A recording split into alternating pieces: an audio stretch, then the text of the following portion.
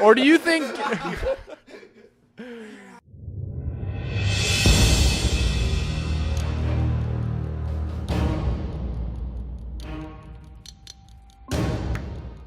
All right, welcome back, everyone, to the second annual Bachelor Mondays with your Steinbach Pistons.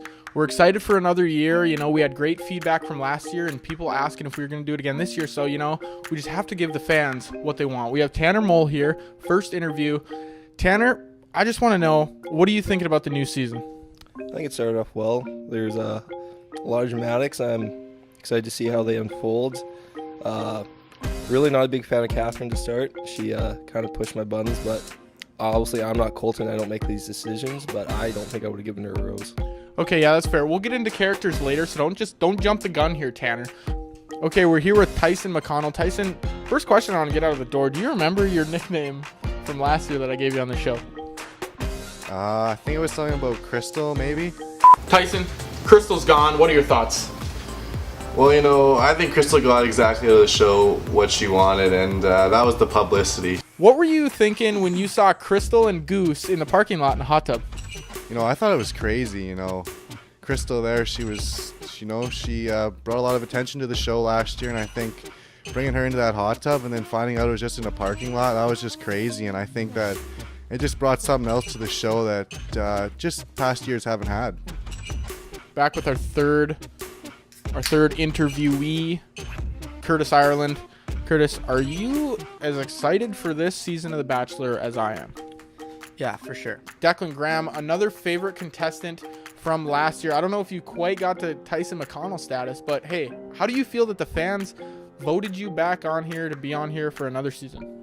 Well, if I have the Tyson McConnell status, that means I'm a giant piece of so I'm glad I don't have that. Is there anything you're looking forward to this year compared to last year, since, you know, you're kind of in the game now? Yeah, I think now that Bradley Schoonbart left, I'm kind of taking on more of a leadership role in the Bachelor planning activities. He's not in my ear telling me to shut up all the time when I have ideas, so I'm really excited because my roommate Tyson McConnell is a bit of a pushover when it comes to these sort of things, so I have a bit more pull this year. Yeah, that's totally fair. I mean, you know, we didn't really like Brad on the show, but he kind of forced us to put him on here last year, so it's good that he's gone now. Who's your front runner this year? I'm going to have to go with Cassie. All the boys are loving Cassie. I think she's got some great qualities, but for me, actually, Hannah B is right up there, so I'm going to flip-flop between those two. Going to take in one more episode and then make my decision, but I think from now, just based off the first episode, I'd have to go with Cassie. I like Cassie a lot. I thought she was very beautiful and actually had some substance to her.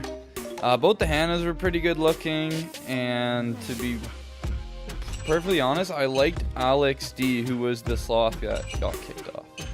You know, I haven't really come across one girl quite yet. You know, I think I'm going to take one more episode until I truly identify a girl. But, you know, I think Nicole might be, she might not be the most obvious pick, but, you know, I'm kind of leaning towards her. I think she's got something special in her. So Nicole, now this is a little refresher for myself. Is she the one that was from Miami, but her family's from Havana that has the accent? Yeah, I love the accent, and I think that Colton's really going to start talking to her, and he's just going to love it. I heard you mention something, since we do sit next to each other when we watch this. I heard you mention something about JoJo. Was she one of your favorite characters before?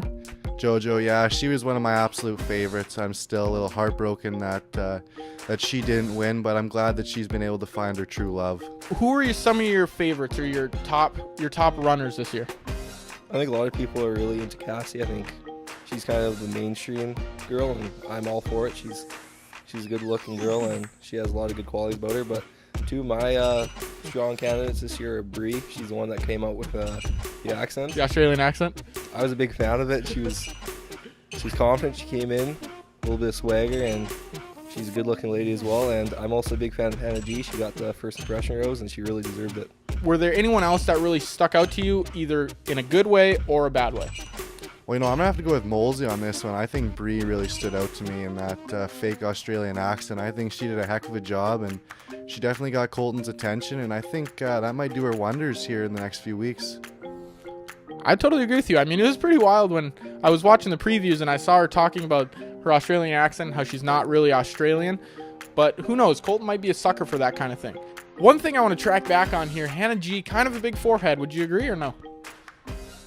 I have not seen her forehead. I don't remember what she looks like, to be honest.